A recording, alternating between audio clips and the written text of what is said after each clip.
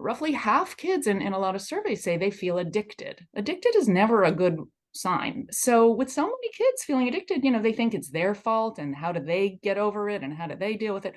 But this is a bigger problem. Welcome to the Healthy Screen Habits Podcast. I'm Hillary Wilkinson. Whether you're starting your parenting journey with a newborn or looking to connect with your teen on technology, let's learn some new healthy screen habits together.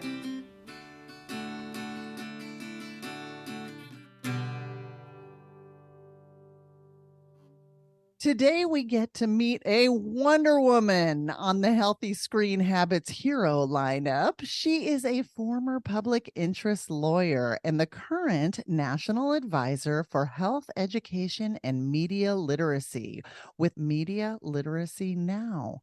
As the founder of the Girls, Women, and Media Project, she led one of the first organizations focused on activism and education to raise awareness and improve images of girls and women in the media. She's a certified sexuality educator and a regular columnist for Psychology Today. So maybe you've already read some of her work. I would like to welcome to Healthy Screen Habits, Tamara Sobel. Thank you so much. It's great to be here. You are someone who has not done things in halves. As a public interest lawyer, you took on a massive advertising campaign surrounding a liquor company that resulted in the removal of 10,000 ads from public spaces, which I'm sure brought about all kinds of First Amendment questions. And I feel like we could have a whole conversation just on that. But to keep it in the realm of healthy screen habits, I think my leading question has to be, is the internet considered public space? Right. That's an interesting question. Yes, I think it is considered public space, maybe how we see things and legally, which is very good and very bad in a sense. There's just endless amount of content out there, and some of it is just mind-boggling and fantastic, and we have access to so much information. Unfortunately, some of it can be very disturbing and potentially harmful. So I think that's our challenge in this digital age, is to access the good stuff and find ways to protect ourselves from the bad stuff. So one of your current hats, as I previously stated, is as the National Advisor for Health Education and Media Literacy. Can you talk about how these two things hold hands, this health education and media literacy? Sure. Well, media literacy, I'm not sure. I guess I'll clarify a little bit what the term media literacy is, so we're all on the same page here. Media literacy is really the ability to be able to analyze and evaluate all media, whatever media that is, whether it's social media, whether it's advertisements you still see on a street or in a magazine, television, movies, music videos.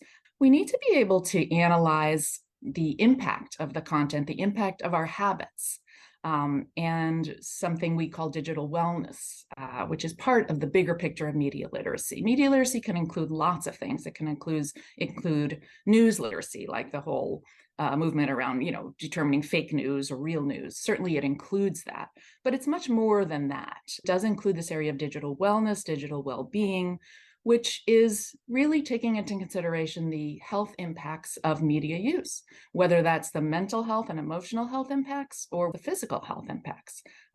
There's been a lot of attention to the mental health impacts lately. The Surgeon General has issued an important advisory. The American Psychological Association has also issued that kind of warning and recommendation that we really need to prepare kids with education. But there are also physical effects. We're seeing an increase in myopia and eye strain in younger kids. We're seeing something they call tech neck. If you if you just step back and look at people in public spaces, you'll see everyone's bent over looking at a screen. Well, we're not particularly meant to be in that posture all the time.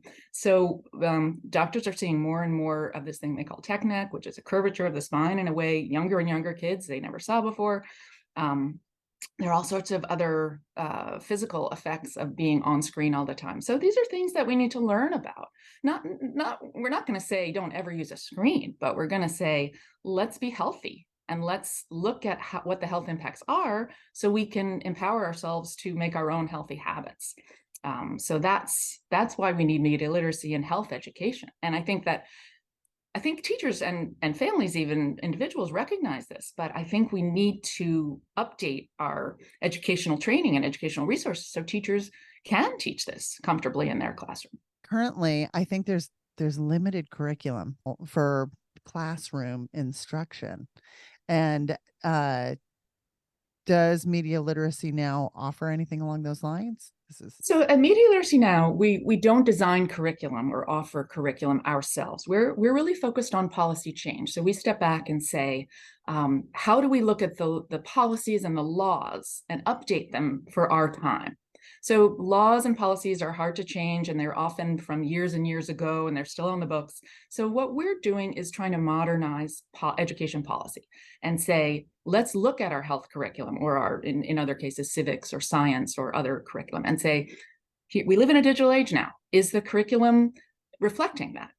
And how do we connect the dots? So as I said, we're not offering curriculum directly to teachers in schools, but we're trying to change the policy so they have the resources they need. That is our role in it.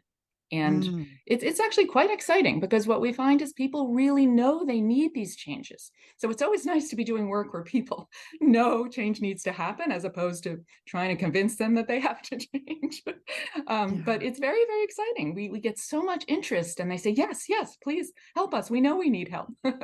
So that's actually great to be working in a space like that. Yeah. So we have to take a short break, but when we come back, I'm going to ask Tamara what she thinks are the greatest challenges facing media literacy and health today. At what age should I give my child a smartphone? How much screen time should I allow each day? What are the best filters to use on my family's devices? Sound familiar? These questions and more are answered at the Healthy Screen Habits website. We've curated the best articles, books, videos, and many other resources to help you figure out how you want to use technology in your life. Click on the awareness section to learn about the issues and dangers surrounding screen use. Then click on the tools page to download printables you can use with your family today, including the Healthy Screen Habits Family Technology Plan.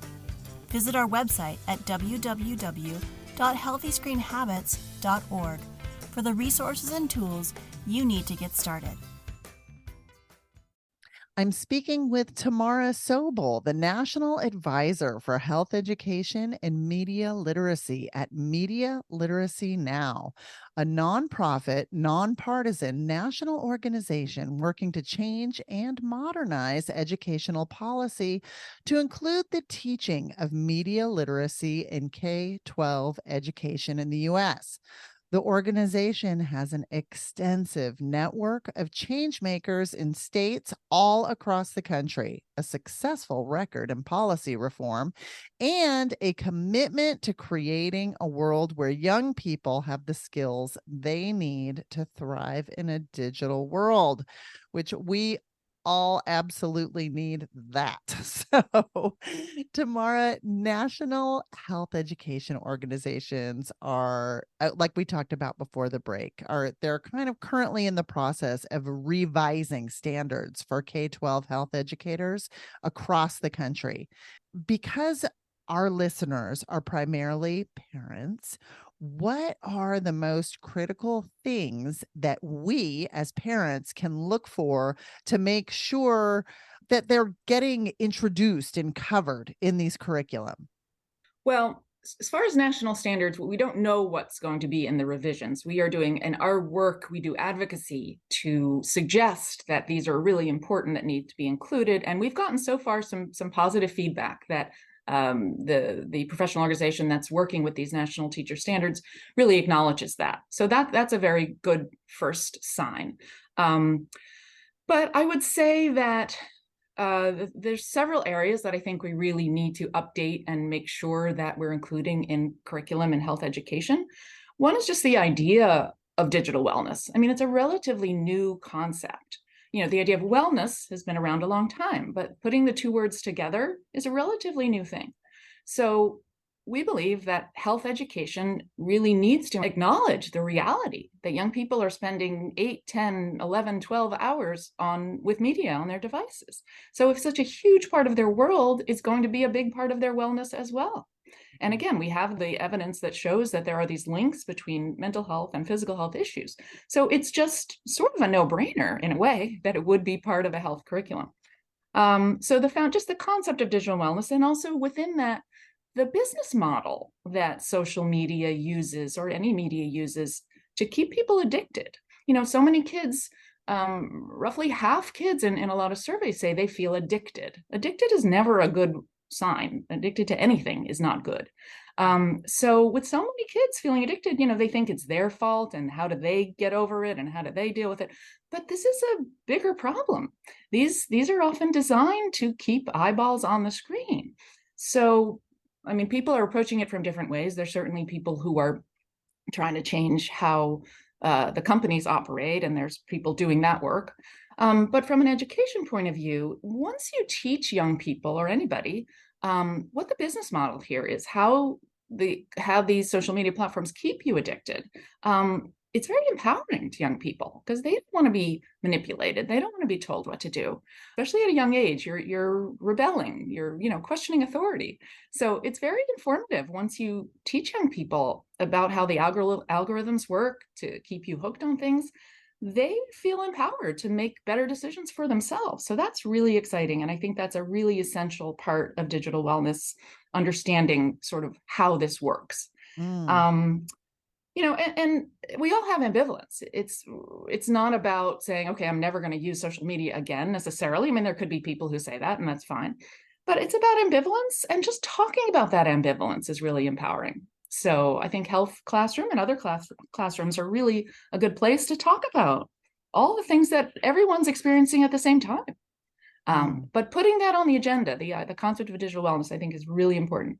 The other thing is that body image and eating disorders prevention have really not gotten enough attention as a potentially serious problem.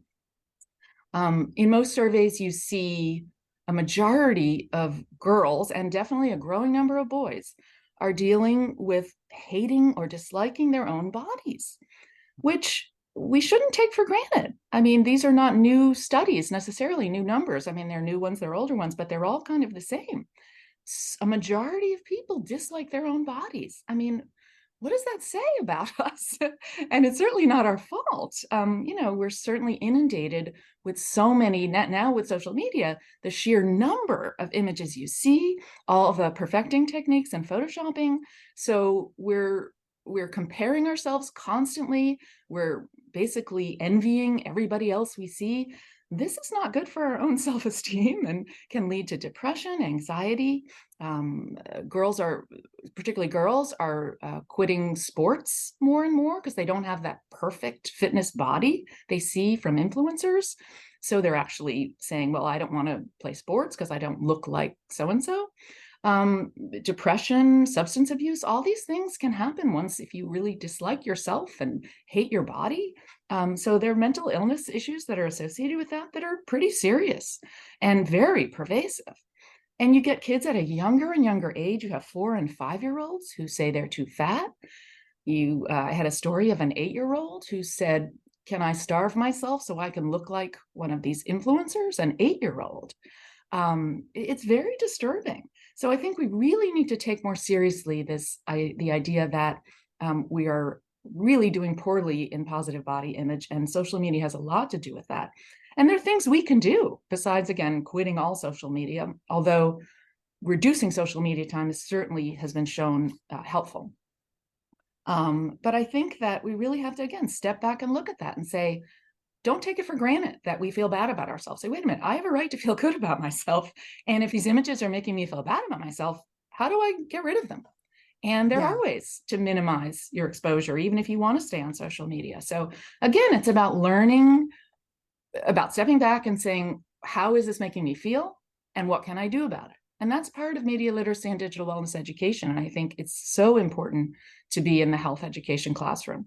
And then the last thing is health information literacy, which is sort of similar to the news and information literacy, but understanding how to evaluate information for credibility, for bias, for accuracy. There are also stories of teens sort of self-diagnosing, taking medicine that they don't need to take or might be dangerous. In the worst case scenarios, people recommend to them that they should end their own lives because that's the solution to something. I mean, there have been instances where young people are taking their own lives based on a recommendation of someone on social media. Clearly, we need to teach young people, how to evaluate credible health information and know the difference between what's legit and not legitimate. So these are really important. If you look at what's happening in the culture, you can't ignore that we really need to help guide people better. And the health classroom, health and safety, is a really important entry point and touch point for that education. Right, right. So to summarize that, you're telling us that the key things that parents want to kind of maybe checklist when we're looking at, say, our district's adopted curriculum would be a teaching of digital wellness, which includes the breakdown of how algorithms work with business models and how things get driven to you, a body image teaching, or like being very aware of evaluation of how different accounts make you feel and and given the tools of how to kind of cleanse your feed. And then the third big takeaway that I got was the fact evaluation of credible information. Have I summarized that? Absolutely, yes. And those Okay. are all within this umbrella definition of media literacy. Yeah. It's so, far reaching, right? It's just amazing how it kind of trickles into all areas. Yeah. So there are parents that really are choosing to take a stance of, this doesn't apply to us. We aren't going to have tech in our home. We've got everything on lockdown. We're good. We don't have to be concerned about this, because I very often I hear one parent or another saying that the other one's got it covered. There tends to be one IT person in the house, I have noticed, and it's like, oh, they've got everything. So what's your reaction to that sort of parental response?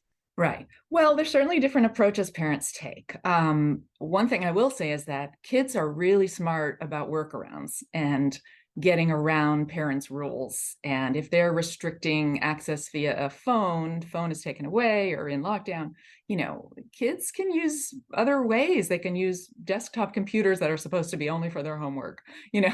They can go to school and use devices. They can go to a friend's house, use somebody else's device. So I think there may be a little sometimes naivete in terms of parents thinking they can really shut everything down for their child. I guess I'm not someone who, at Media Literacy Now, we don't give parental advice necessarily. We don't work on that part of the issue. But I will say, just from my own personal experience, I think that, and I've read quite a bit about this, I think that these skills, the media literacy skills and safety skills, all these skills that come within the topic of media literacy are so important for a young person to develop starting early on, because they'll need them at some point in their life. Media literacy skills generally are valued in college and in the workforce. I mean, these are all related. Information literacy, understanding the world of media, these are all skills that are going to be useful to a child later on. So in my mind, helping a child develop these skills early on is wonderful, and it's something a parent and a child can do together. It increases that bond. It can be very eye-opening for a parent to see what's out there, in a good way and a bad way. Some of it very good. To keep an open mind that it's not all bad. I think that's really important. And to build a a bond with the child about using media, what's good, what's bad, because then the child will trust the parent a little bit more to come to them, maybe if there's a problem. If you're sort of seen as the jail warden or the terminator, you're not going to be someone that a child approaches. They're going to go somewhere else, and maybe you'd rather them come to you. So I would just say I understand the instinct to shut it all down, but I do think that there are other approaches, and teaching kids these skills is important in the home and in the school. I mean, our work is focused on the school, but certainly there's a place for learning a lot of this in the home too. So, but again, every parent has to make their own decisions. But I would just say that my personal view is more for that we have to approach this from many different angles, from parents, from school, from many different ways. Right. And one of those angles is the angle of policies and bills and action movements. Are there any that you would like to promote or gain listener support on that you're currently working on? Well, we're working on a lot. I would definitely encourage people to visit our website at www.medialiteracynow.org. Depending on what kind of level of interest or time commitment you might have, if you're in a state where you really would like to work on getting the state to incorporate this more into its State Board of Education guidelines, or perhaps work on legislation, we certainly encourage that. And we may have people already working in your state. So you can join with people who are already trying to get policies changed. There's a lot of opportunity. We offer a lot of guidance to those advocates in states who want to try and work in their state. You can sign up for our newsletter, which talks about the progress we're making on many levels. You can donate if you're so inclined. So it helps support our work, our goal of really hoping that every student across the country will have this type of education to keep them safe and well. So there really is a lot we're doing, and we certainly would love people to check out what we're doing and sign up to stay in touch with our progress. I'll also do a little bit of a plug for my Psychology Today columns, because I do write a lot on these topics, and people seem interested in them. So I would tell people, they can go visit the column I write for Psychology Today on staying healthy in the digital world. Mm-hmm. But I would say the bottom line, I think the real takeaway is we all just have to be more attentive to our own media habits, by the way, which are models. We can never forget that we're modeling for young people. They look at us, they see what we're doing. So I think we all have to pay more attention to what we do, what our kids are doing, and just make sure that we're using media in a constructive way, in an empowering way. And also make sure that schools are doing their part. Schools have a role to play in this. And that's what we do at Media Literacy Now, is making sure they are doing what they should be doing. And we're helping to connect people with resources and policies and things they need to support the teaching of this. And we have a lot of work to do. We've made a lot of progress, but we continue to do it. And it's very exciting. I think that we're going to see a lot of changes coming about, and it's time. Yeah. No, it is an exciting space for sure. So circling back to our previous public spaces conversation, but if you could put one ad or a piece of media in front of teens, say on their walk to school or inside their bus on the way to school. You've done so much work in this field, surrounded by health and wellness and all of this stuff. I just feel like you're the perfect person to ask this question. What would that be? Well, I've come across a resource. You and I talked about this a little bit. I've come across a wonderful resource from, I don't know if you know this, but Dove, the company Dove, has a really wonderful project on body image. And they do just do a lot of great work on and messaging on changing particularly young women, but changing people's attitudes about, feeling better about their bodies. So they have a lot of resources. They have some resources for parents, and they have resources for young people, but they have a wonderful tool. I think it's a little YouTube video, and then they have some other content that's related to that. And it's called Detox Your Feed. And I think people don't realize they have more control over what they see than they realize. So there's a wonderful little exercise. I think it's meant to be done with a parent and a child together. But it's going through concrete steps, and it's very short, of how you can change what you're seeing every day in your social media feed if you're using social media. Such things as looking at influencers who really might not be healthy for you and then just unfollowing them, or changing the settings. You can do some turning off of algorithms to control some of what's in your feed, not entirely, but part way. So I think they're tools you can use, and I think it's a really interesting experience to have a parent and a child do it together, because it's learning for both of them.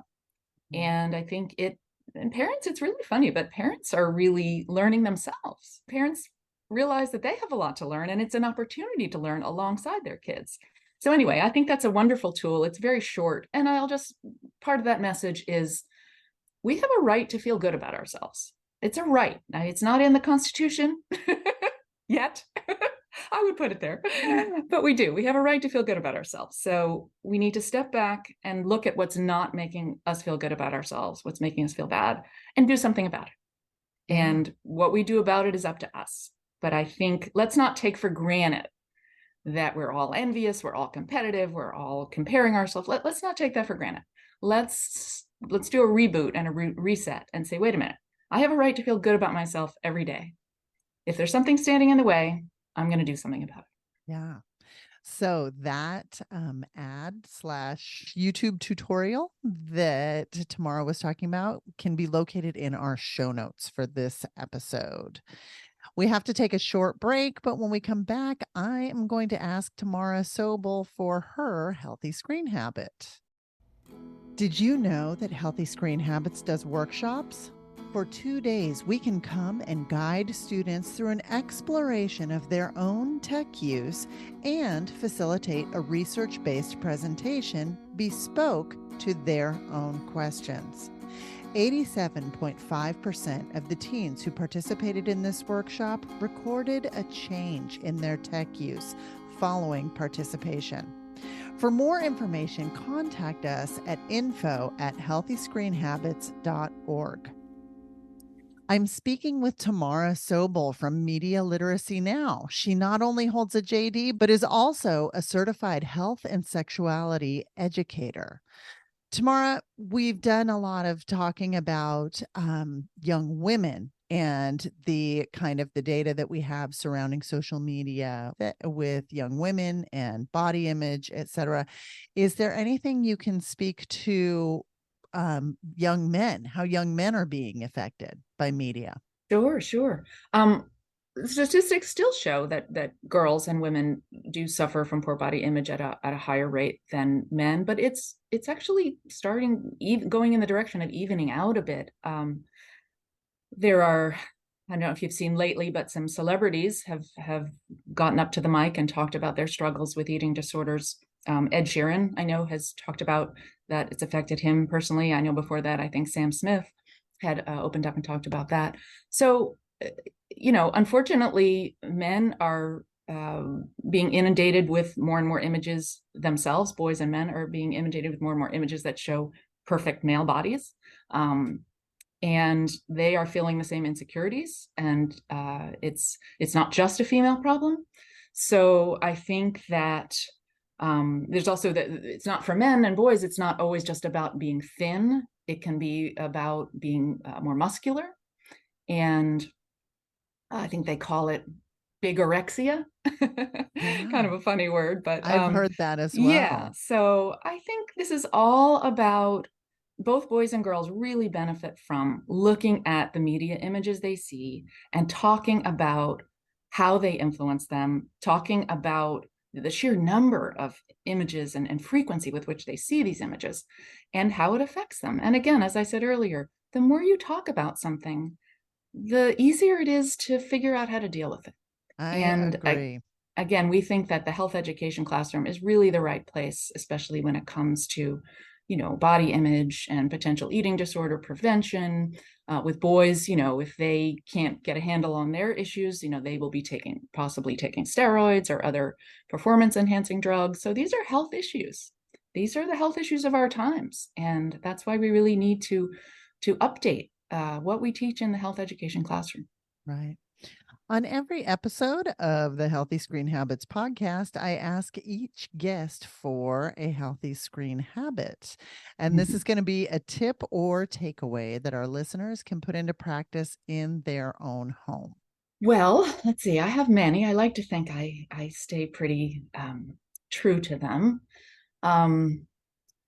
I do find that I try and check my posture quite a bit, because I think that that's one thing that over the years of all this tech we're using, we're going to see a lot of bad posture.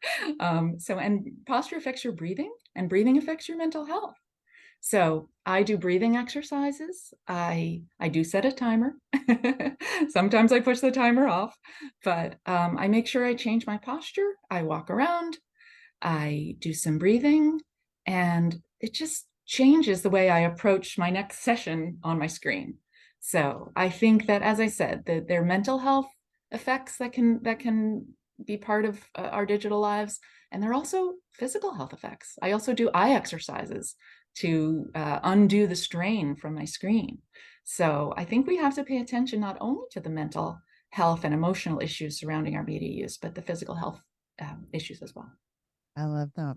So, as always, you can find a complete transcript of this show and a link to any resources discussed by visiting the show notes for this episode. Do this by going to healthyscreenhabits.org, click the podcast button, and scroll to find this episode. Tamara, thank you so much for all that you've shared today and all that you continue to do in furthering the path for really public education and public digital wellness. Because, like, as you said, I really do think that these are the health challenges of our time. Exactly. Thank you for this opportunity. I was glad to be here. For more information, you can find us on Instagram and Facebook at Healthy Screen Habits. Make sure to visit our website, healthyscreenhabits.org, where you can subscribe to the show on Apple Podcasts or via RSS, so you'll never miss an episode. It's free, it's fun, and you get a healthy new screen habit each week. While you're at it, if you found value in this show, we'd appreciate you giving us a quick rating. It really does help other people find us and spread the word of healthy screen habits. Or if you'd simply like to tell a friend, we'd love that too. I so appreciate you spending your time with me this week, and I look forward to learning more healthy habits together.